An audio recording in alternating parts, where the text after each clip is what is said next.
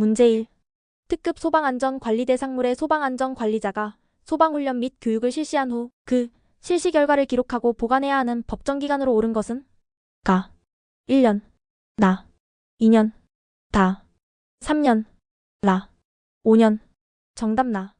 해설 화재 예방 및 안전관리에 관한 법률 시행규칙에 따라 소방훈련 교육 실시 결과 기록부는 2년간 보관해야 합니다. 이는 훈련 결과 분석 및 차기 훈련 계획 수립의 기초자료로 활용하기 위함입니다. 문제 2. 2개 이상의 특급 소방안전관리대상물이 복도 또는 통로로 연결되어 있어 관계인이 협의하여 1인의 소방안전관리자를 공동으로 선임하고자 한다. 다음 중 공동 소방안전관리 선임이 불가능한 경우는? 가. 각 건물이 내화구조의 벽으로 분리되어 있는 경우. 나. 각 건물의 주된 출입구가 도로에 직접 연결되어 있는 경우. 다. 관리의 권한이 분리되지 않아 협의가 가능한 경우. 라. 각 건물의 소유자가 동일인인 경우. 정답 가. 해설 공동 소방안전관리는 관리의 권한이 분리되지 않거나 소유자가 같거나 복도 통로로 연결된 경우 등에 가능합니다. 하지만 각 건물이 내화구조의 벽으로 명확히 분리되어 있다면 별개의 소방 대상물로 보아 각각 소방안전관리자를 선임해야 합니다. 문제 3. 소방안전관리자 선임 신고를 하려는 관계인이 소방본부장 또는 소방서장에게 제출해야 하는 서류가 아닌 것은? 가. 소방안전관리자 선임 신고서. 나. 소방안전관리자 자격증. 다. 관계인의 인감증명서 또는 본인 서명 사실확인서. 라. 소방안전관리에 관한 실무경력 증명서는 해당 시만. 정답 다. 해설 소방안전관리자 선임 신고 시 관계인의 인감증명서나 본인 서명 사실확인서는 필수 제출 서류가 아닙니다. 일반적으로 선임 신고서, 소방안전관리자 자격증사본, 그리고 실무경력으로 선임될 경우 경력증명서 등이 필요합니다. 문제 4.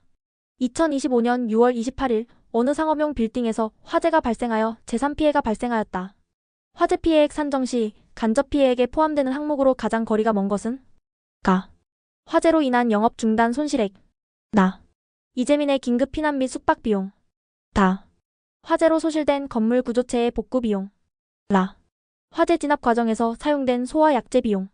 정답 다. 해설 화재 피해액은 직접 피해액과 간접 피해액으로 구분됩니다. 소실된 건물 구조체의 복구 비용은 화재로 인해 직접적으로 파괴된 재산 가치이므로 직접 피해액에 해당합니다. 영업손실 이재민 구호 비용, 소화 약제 비용 등은 화재로 인해 부수적으로 발생한 비용이므로 간접 피해액으로 산정됩니다. 문제 5. 국가화재정보시스템 NFDS를 통해 수집된 화재 통계 및 정보의 공개에 관한 설명으로 옳지 않은 것은? 가. 소방청장은 화재 통계를 연 1회 이상 작성하여 공개해야 한다. 나. 화재 원인 조사 과정에서 알게 된 개인의 사생활에 관한 비밀은 공개해서는 안 된다. 다. 특정 기업의 영업비밀에 해당하는 정보는 심의를 거쳐 비공개할 수 있다. 라. 모든 화재 현장의 영상 기록물은 국민의 알 권리를 위해 즉시 공개해야 한다. 정답 라. 해설 국가화재정보시스템의 정보 공개 시 사생활보호, 군사기밀, 기업의 영업비밀 등은 보호되어야 합니다. 또한 수사나 재판에 영향을 줄 수 있는 정보는 공개가 제한될 수 있으므로 모든 영상 기록물을 즉시 공개하는 것은 아닙니다. 문제 6. 화재 발생 보고 및 조사에 관한 규정에 따라 중요화재가 발생했을 경우 관할 소방서장이 소방본부장에게 보고해야 하는 긴급보고의 시점으로 가장 적절한 것은? 가. 화재 진압 완료 후 24시간 이내. 나. 화재 현장 상황 파악 즉시 구두 또는 전산망 이용. 다. 화재 원인 조사가 완전히 종료된 시점. 라. 재산 피해액 산정이 완료된 후 3일 이내. 정답 나. 해설 중요 화재는 사망자 5인 이상, 사상자 10인 이상, 재산 피해 50억 이상 등 발생 시 관할 소방서장은 현장 상황을 파악하는 즉시 유선, 무선 또는 전산, 통신망 등을 이용하여 소방본부장 및 소방청장에게 긴급 보고를 해야 합니다. 문제 7. 위험물 안전관리법령상 재사류 위험물인화성 액체 중 특수인화물을 옥내 저장소에 저장할 때 해당 저장창고의 바닥 면적 기준으로 옳은 것은? 가. 500제곱미터 이하. 나. 1000제곱미터 이하. 다. 1500제곱미터 이하. 라. 2000제곱미터 이하. 정답 나. 해설 위험물 옥내 저장소의 바닥 면적은 위험물의 종류 및 특성에 따라 제한됩니다. 특히 인화 및 폭발 위험성이 매우 높은 특수인화물을 저장하는 경우 안전 확보를 위해 저장창고의 바닥 면적을 1000제곱미터 이하로 제한하고 있습니다. 문제 8. 하나의 옥내 저장소에 제1류 위험물 산화성 고체와 제6류 위험물 산화성 액체를 함께 저장하고자 할 때 반드시 준수해야 할 사항은? 가. 두 위험물 사이에 2m 이상의 간격을 두어야 한다. 나. 두 위험물은 혼재가 절대 불가능하다. 다. 혼재가 가능하며 별도의 간격 유지가 필요 없다. 라. 저장소 내 자동 온도 조절 장치를 설치해야 한다. 정답다. 해설 위험물 안전관리법 시행규칙 별표에 따르면 제1류 위험물과 제6류 위험물은 모두 산화성 물질이라는 공통점이 있어 서로 반응하여 위험을 초래할 가능성이 낮으므로 혼재가 가능합니다. 이 경우 별도의 간격 유지 의무는 없습니다. 문제 9. 위험물 제조소 등의 정기점검 결과 법령 기준에 미달되는 사항이 발견되었을 때 관계인이 취해야 할 조치로 가장 올바른 것은? 가. 즉시 해당 시설의 사용을 영구적으로 중지한다. 나. 관할 소방서에 구두로 보고하고 지시를 기다린다. 다. 해당 점검 기록을 폐기하고 다음 점검 시 보완한다. 라. 보수 보강 등 필요한 조치를 하고 그 결과를 점검 기록표에 기록하여 비치한다.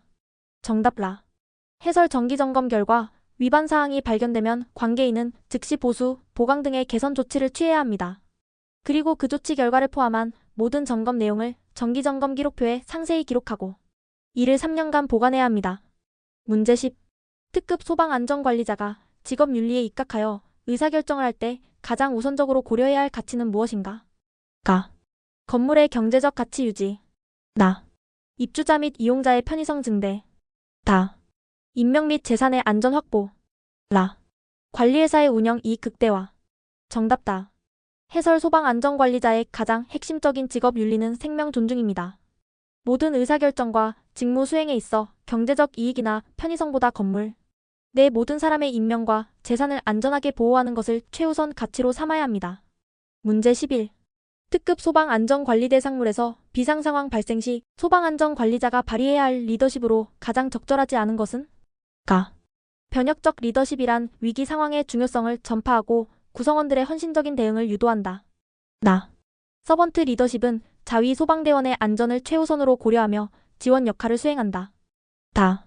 거래적 리더십은 피난 유도에 성공한 직원에게 명확한 보상을 약속하며 동기를 부여한다. 라. 지시적 리더십은 혼란스러운 상황 속에서 명확하고 단호한 지시로 초기 대응을 이끈다. 정답다. 해설 거래적 리더십은 보상을 통해 동기를 부여하는 방식이지만 임명 대피가 시급한 재난 상황에서 보상을 조건으로 행동을 유도하는 것은 비윤리적이며 부적절합니다.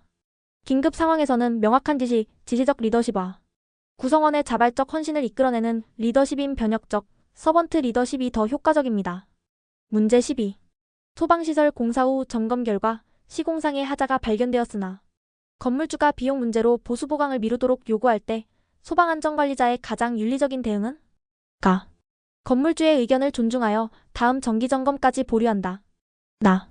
건물주와의 관계를 고려하여 하자를 축소하여 보고한다. 다.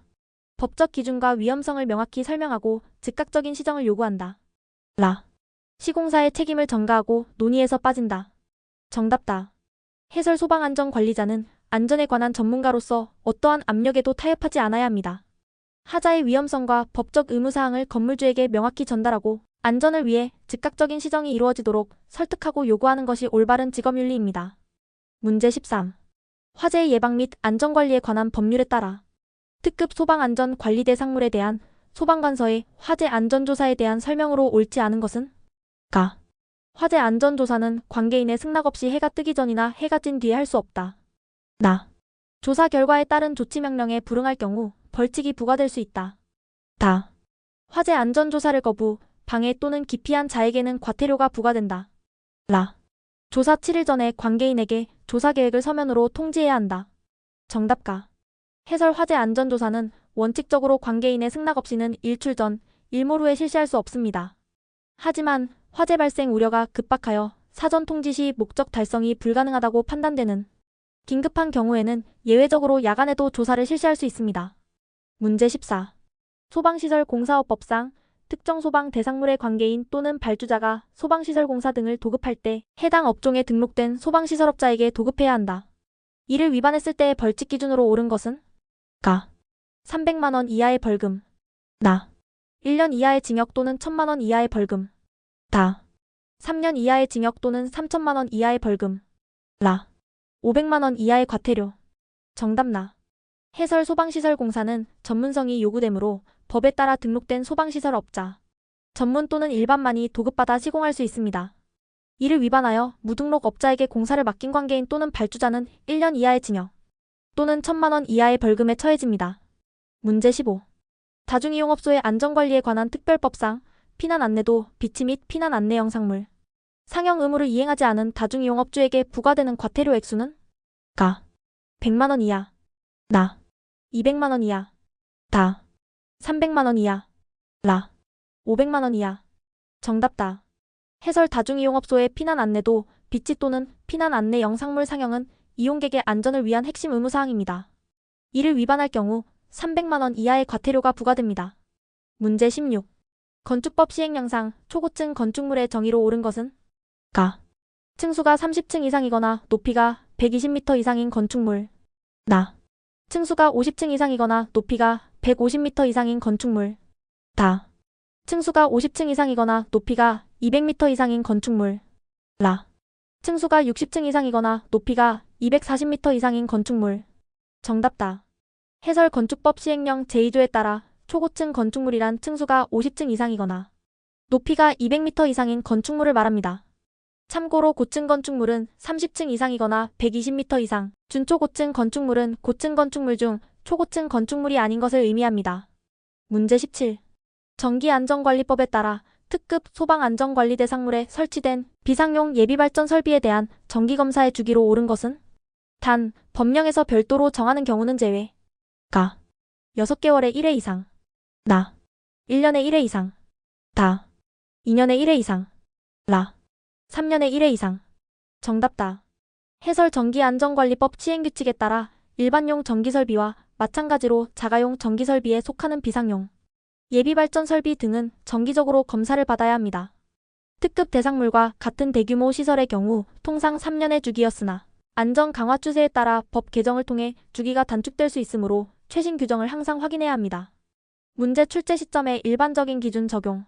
일반적으로는 3년에 1회 이상이나 중요도에 따라 12년으로 강화될 수 있습니다. 여기서는 일반적인 자가용 전기설비 검사 주기 중 하나를 선택하는 문제로 2년을 답으로 하였습니다. 주기 규정은 변동이 잦으므로 시험 직전 최종 확인이 필수적입니다. 문제 18.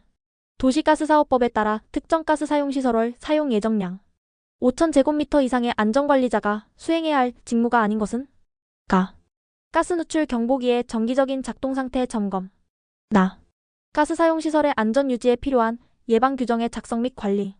다. 가스 공급 압력의 임의적 변경 및 조정. 라.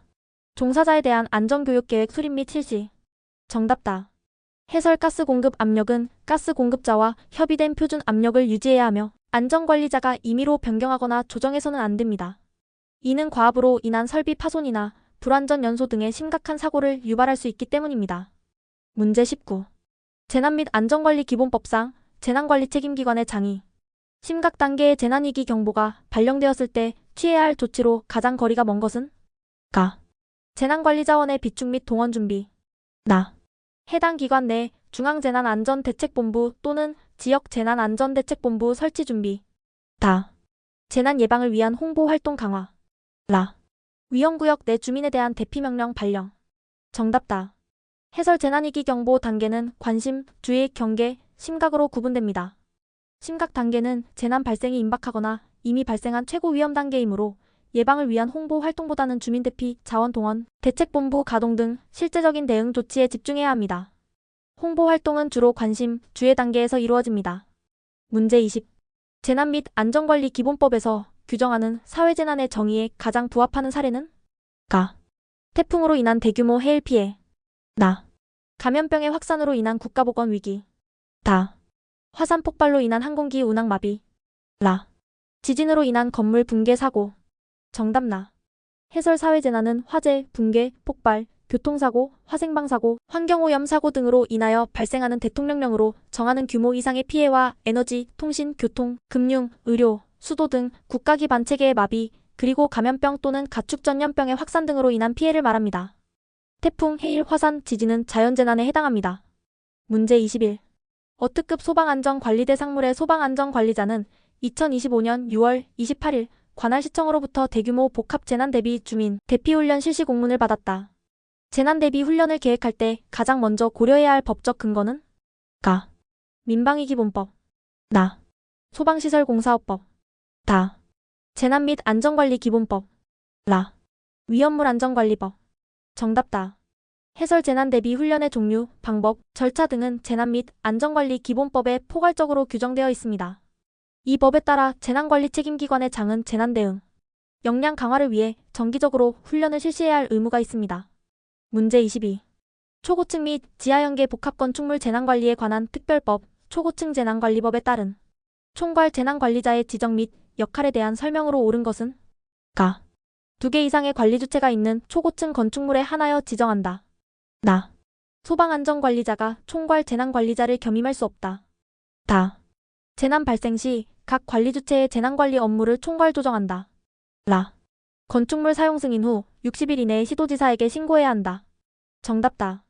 해설 총괄 재난관리자는 관리주체가 2개 이상인 초고층 건물 등에서 각 관리주체 간의 협조와 원활한 재난 대응을 위해 재난관리 업무를 총괄하고 조정하는 핵심적인 역할을 수행합니다. 소방안전관리자가 겸임할 수 있으며 1개의 관리주체만 있는 경우에도 지정될 수 있습니다. 문제 23. 초고층 재난관리법상 초고층 건축물 등의 관계인이 수립해야 하는 재난 예방 및 피해 경감 계획에 반드시 포함되어야 할 사항이 아닌 것은 가. 건축물의 입주자 명단 및 비상연락망 나. 피난안전구역의 운영 및 관리 계획 다. 인접지역과의 재난대응 협력체계 구축 계획 라. 종합방재실의 설치 및 운영 계획 정답 가. 해설 재난 예방 및 피해 경감 계획은 재난 발생 시 피해를 최소화하기 위한 종합적인 계획입니다. 피난안전구역, 인접지역 협력, 종합방재실 운영 등은 필수 포함 사항이지만 수시로 변동되는 모든 입주자의 명단과 연락망을 계획 자체에 포함하는 것은 비현실적이며 의무사항이 아닙니다. 문제 24. 초고층 건축물에 설치하는 피난안전구역에 대한 설명으로 옳지 않은 것은 가. 피난안전구역은 해당 건축물 전체 층수의 2분의 1 지점을 기준으로 상하 3개 층 이내에 설치해야 한다. 나. 내부 마감 재료는 불연 재료로 해야 한다. 다. 비상용 승강기는 피난안전구역에서 승하차할 수 있는 구조여야 한다. 라. 식수 공급을 위한 급수전, 예비전원에 의한 조명 설비 등을 갖추어야 한다. 정답 가. 해설 초고층 건축물의 피난안전구역은 지상층으로부터 최대 30개 층마다 1개소 이상 설치해야 합니다. 건축물 전체 층수의 2분의 1 지점과 같은 규정은 없습니다.